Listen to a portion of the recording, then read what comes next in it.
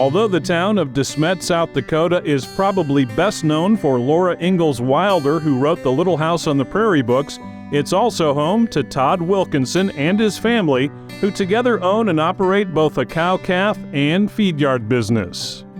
My dad got us all into the ag business when we were very little. My first venture into the cattle business was actually as a 9 and 10-year-old feeding heifers through the winter, and they paid me with a heifer calf. And from that, I built the cow herd. We started our first feedlot back in the early 90s, grew it from there, and then built another feed yard and have since built another background yard.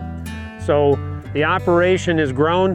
What gives me great delight is the fact that my son has grown into the cattle business, and now him and I run between 250 and 300 cows, and then run a background in a finishing facility for Wilkinson Livestock. In addition to his years raising cattle, Todd has also practiced law for almost 4 decades.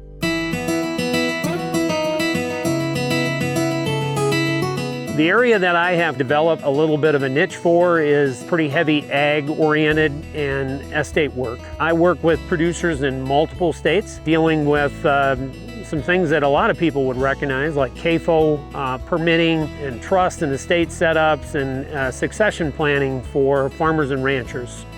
The running joke in my family is I try to make enough money on the law side so I can lose it on the cattle side. Sometimes there's more reality in that than not, but it's been a good marriage for me in terms of being able to bring assets to our operation that allow us to grow. Over the years, Todd has been heavily involved in local, state, and national leadership roles, including serving as president of the South Dakota Cattlemen's Association.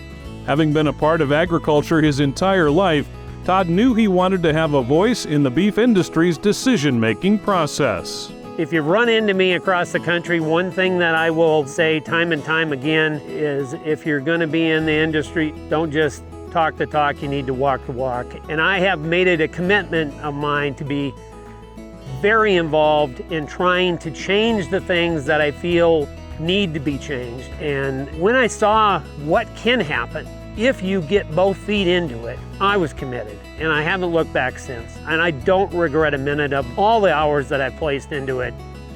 Now Todd steps into his biggest role of all, president of NCBA, where he'll represent cattlemen and women all across the country. I enjoy going into the different regions of the country, the different states, meeting new people, meeting new ideas. I'm literally taking the philosophy I'm going to put on boxing gloves. And I'm going to be swinging for the industry, because I think that the regulatory challenges that we're going to face in the next couple of years are going to be daunting. I'm anything but a pacifist. You know, if this membership wanted to elect a guy that's going to be ornery, well, they've succeeded, because that's how I'm going to approach things. And I'm going to bring the same level of passion that I bring to my involvement in this organization to trying to fight back and protect this industry from the people that want to put us out of business. One focus for Todd during his time as president will be traceability, because he knows a foreign disease outbreak could devastate the beef industry. I see traceability as not a negative. I see that as an insurance policy. Putting that tag in the ear of that breeding cow and knowing where that cow is to be able to identify it quickly in the event of an outbreak could save my cow herd. And I want to save my cow herd, because that's the future of our operation. And every producer should be willing to do that to protect their herd. Don't look at it as a negative. Look at it as an insurance policy and the way to have some viability for the future.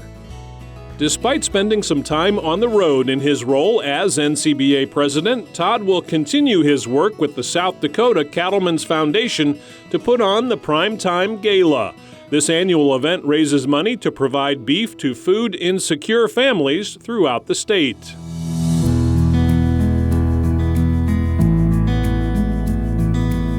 Coming up on the 10th year of that. Over the course of those 10 years, we have raised over $1.4 million, which is all going back to our Feeding South Dakota network.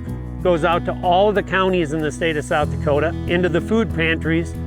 And we made one stipulation on our gift of money, is that it has to be used to buy beef, and it has to go back in to feeding those that are at a food disadvantage. And it just highlights what we in this industry can do and the good that we can do if we all get behind a common theme.